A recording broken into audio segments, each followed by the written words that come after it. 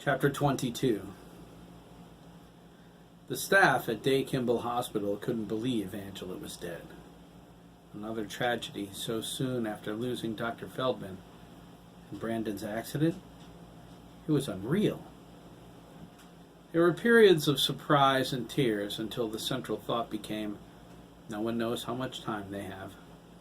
It was tragic how someone so healthy, so vibrant, could lose her son and her life in the space of a few hours. The doctors suggested she suffered a massive aneurysm in her brain. It was up to the pathologist to determine that for sure. The Danielson State Police were unable to find any evidence of wrongdoing. They interviewed Dr. Adler, the last person to see Angela alive, but they cut their interview short. Dr. Adler had an incredible headache. She was shocked, though. The officer in charge swore she was going to cry at any moment. Brandon's fate was up in the air now. His grandparents were due in on Monday to meet with the specialist and discuss their options. Dr. Adler disappeared into the computer room while the staff reflected on that. The remainder of her data sheets were printing. She stared at the results of the tests, intrigued by the figures. Every indication suggested Brandon wouldn't manifest any psi abilities whatsoever. The potential would exist, but the necessary genetic factors were missing. The serum would heal him, however, during its initiation. She was confident she could control that. Dr. Adler was pleased. Hiram would wake up in Brandon's body, trapped for the rest of his life in that helpless husk, until he finally died of natural causes. It was delicious revenge, a living death. Dr. Adler couldn't think of a better candidate for such a gruesome fate. Something was troubling her, though. One of her tests, which she usually cross-referenced with the artificial intelligence of her lab computer, gave some interesting figures. It was a reading that suggested a theoretical possibility. The readings were so incredibly small, she didn't give them much consideration. She reran the test 3 times with the same result. The theoretical database contained the most outrageous theories in science and science fiction of the hidden potential of the human mind. If she wasn't mistaken, Brandon's body had the slight potential for astral projection. Bah! Dr. Adler exclaimed. I've done the same on occasion. As unremarkable an ability as it is certainly no threat to me. She would have liked to examine this further, but she decided no telepathy, no telekinetic ability, and no pyrotic power was all she needed to know. She wasn't about to journey to Lancaster to discuss the matter with her lab computer, no matter what the risk. As far as she was concerned, she accounted for all the dangerous abilities. The readings also indicated an aptitude for sensing past lives, or something equally ridiculous. She deposited the file folder and the printouts in the shredder and strutted into the hall. She approached the security guard, but stopped before he saw her. The guard was engrossed in a conversation with his wife. They were both nearly 60. Dr. Adler gleaned a thought. The woman dropped by to complain about everything she needed to do in the morning. She informed her husband he might be on his own for lunch. Dr. Adler wasn't usually concerned with such trivialities, but in this case, the woman's occupation demanded it. Another piece of her puzzle fell into place. It was amazing how patients provided solutions to problems before they were beyond solving.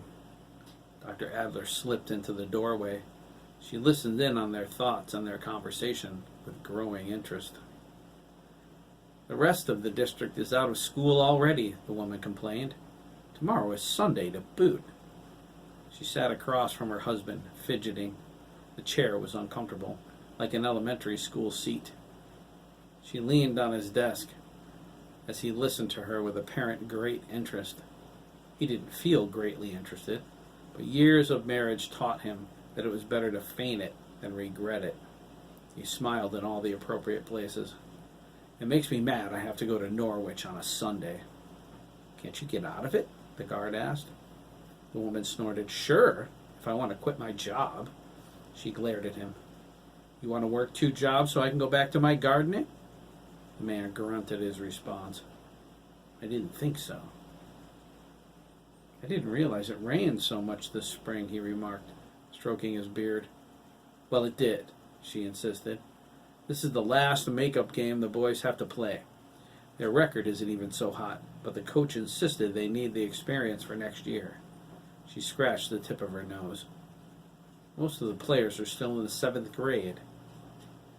So you have to take them to the game, he asked, feigning curiosity.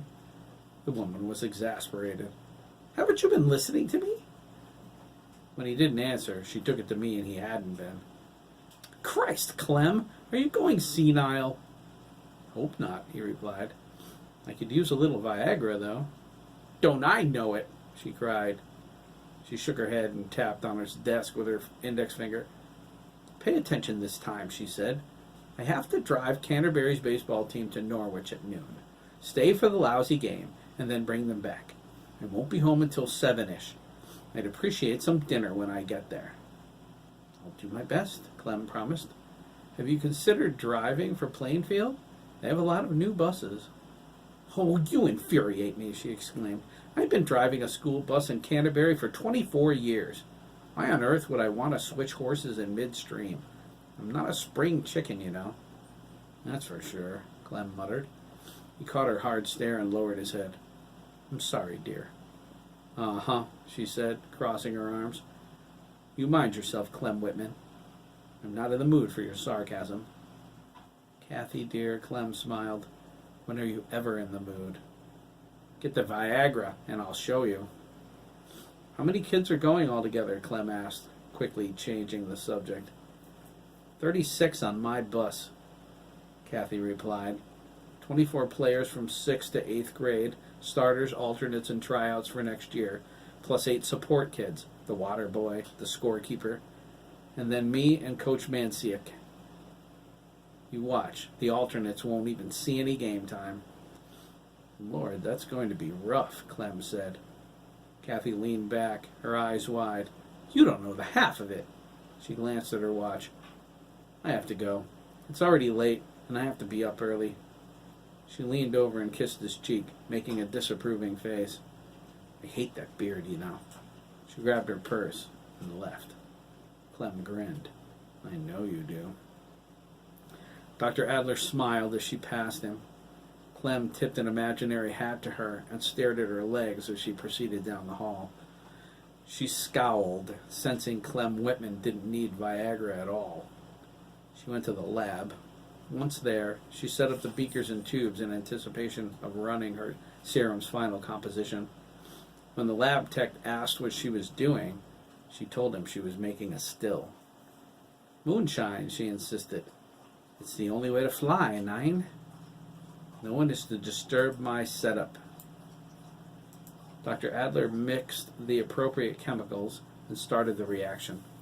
She required enough samples to create 2 doses. 1 dose she would make here. Rushing the process would weaken it considerably. Doing that in the past never provided the desired results. She assumed that would take care of Brandon's tiny theoretical power possibilities. She required more time for her serum. She would make it later, once she got rid of the farmer. She turned her attention inward to Hiram. He was recovering, albeit slowly. Dr. Adler determined he should be well enough by noon to do what needed doing. She had the route Kathy would be driving committed to memory. Dr. Adler hoped enough of the children on her bus were in puberty to provide the needed samples. By the time Hiram finished his exertions, he would be too weak to interfere with the transfer. If she could, she would dump Hiram inside of Brandon without the facade of the power. His will prevented that. He was too strong to be forced out. He had to go willingly. In a few short hours, with the illusion of having the power, Hiram would voluntarily go into Brandon, and she would be rid of him forever.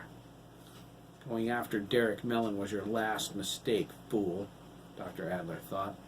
Jeremy would have destroyed you. Maybe I will let him know where you will be staying. Dr. Adler loved that idea.